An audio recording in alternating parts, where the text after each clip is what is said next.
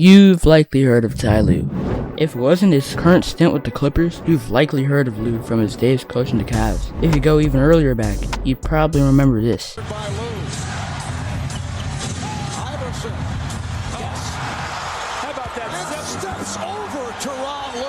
Yeah, regardless of where you heard of him, what you probably didn't know is his elite coaching ability. I'm not joking. Tyronn Lue has an ability that is rare for any coach to carry. His eye on the court and his level of patience allows him to succeed in the game. It is why the Clippers signed him as head coach in the first place. But what is his elite ability?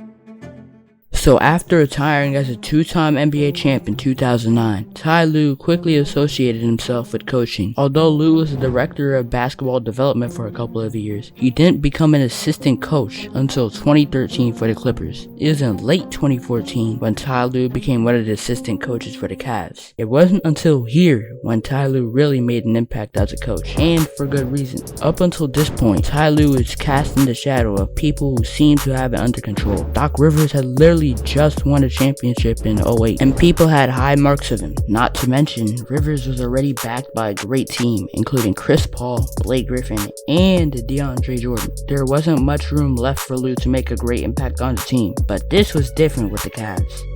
So David Blatt was under locker room pressure as a head coach for the Cavs, and the reason for this made sense. Blatt signed with the Cavs expecting to be a coach that developed the young roster, but this quickly changed when LeBron wanted to return to the Cavs. It didn't even make sense for why LeBron would want to return to a struggling Cavs team, but with it being LeBron James, the front office went straight to work at making it happen. Then, in the interest of pushing to win now mode for LeBron, Andrew Wiggins was traded for Kevin Love in a package deal. This was a completely different image of what Blatt expected with the Cavs. Regardless of this fact, however, he kept it pushing. But eventually, it was clear that Blatt's point of view was different from the team's point of view, and he pretty much lost the locker room.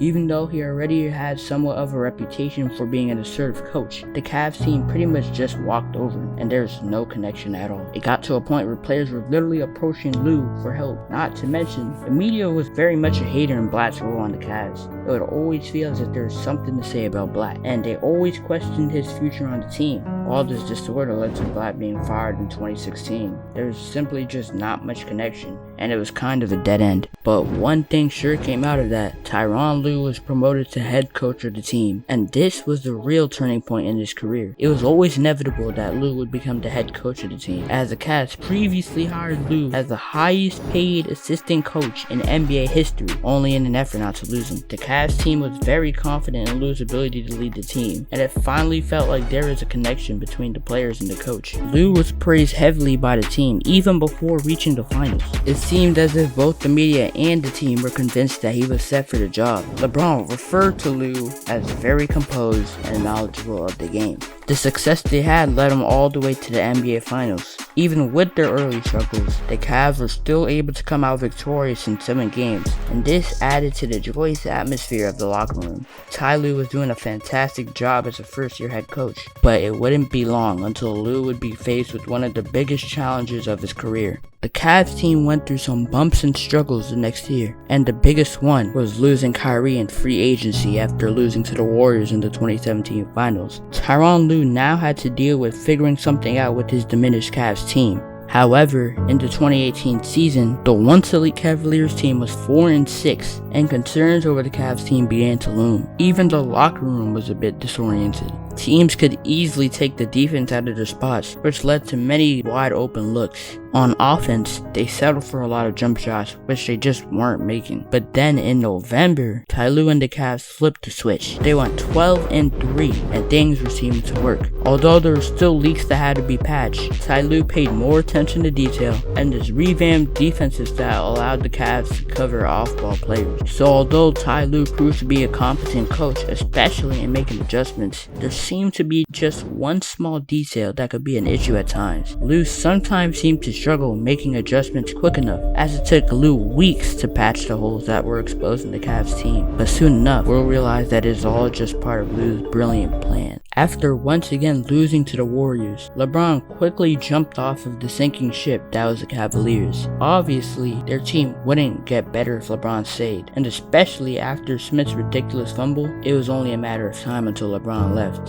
The Cavaliers were left in an awkward space, having a mix of some of the older vets such as Tyronn Lue, and also the younger guys that the Cavs were trying to develop, such as Colin Sexton. It would make sense for the Cavs to rebuild here, but there's only one problem. The Cavs organization doesn't really want to rebuild. They had the chance in the draft where they could have traded up to the 3rd pick, where all they had to do was add a guy like Tyronn Lue to the deal. The Cavs refused. This all left Lue in an awkward position, as the Cavs didn't really have the pieces to make it into the playoffs, and even a mastermind can't do it all. Unfortunately for Lue, it was just too much pressure, as he was fired after an 0-6 start with the Cavs. Even after being fired, Lue still admitted to missing coaching in Cleveland, but unfortunately, it was time to move on.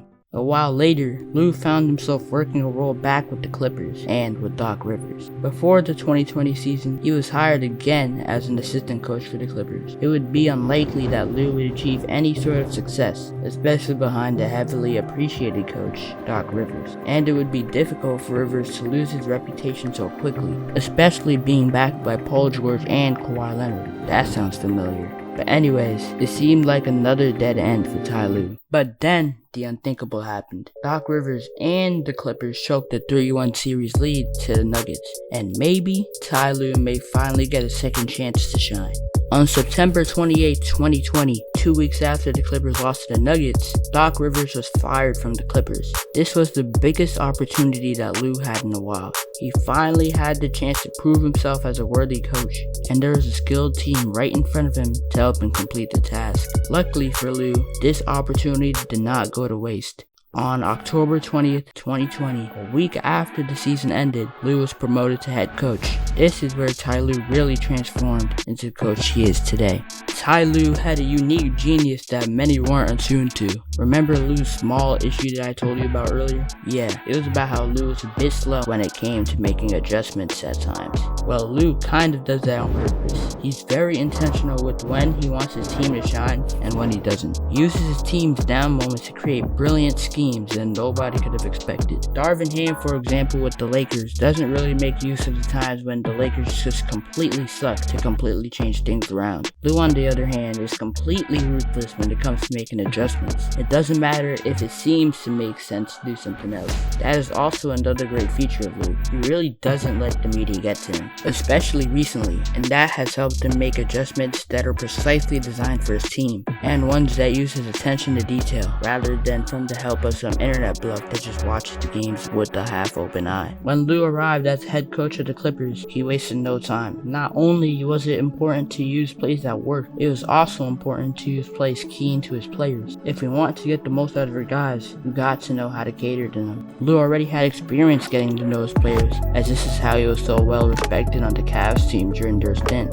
There are plenty of other times where Lue displayed his resilience and tactfulness, such as the 2021 first round. After suffering 2 straight losses that pushed the Clippers down to 0-2 in the series, Ty Lue strung together new adjustments and reshaped the team to overall win the series in 7. So surprisingly, one of Lue's biggest tests of resilience would be managing the Clippers with the addition of James Harden. This move was very polarizing for the Clippers media as a whole. On one end, you would think that this would result in another dominant super team. On the other side of the spectrum, people are already aware that Harden has had a history of choking in the playoffs, and this led to the conclusion that it would be more of the same, and that Harden didn't at all improve the Clippers' playoff chances. Also, something to note is that the Clippers were starting to get old. The youngest of their big 4 was Kawhi Leonard, who was 32, and that's kind of concerning. For the first couple of games of the season, it seemed as if the Clippers were just going to be another failed super team. The Clippers went 0-6, and their losses weren't necessarily close either. While the media just wrote the Clippers off, Lue put his head together together. And with Westbrook, they both decided that it was best for Russ to move to the second unit for the Clippers to succeed. Now from there, Lue worked on building fluidity with the Clippers, and this allowed for the Clippers to be a top 5 team in the West. Even though it took Lue a couple of days to implement these changes, it was a great eye on his part, and it is why the Clippers are currently so successful.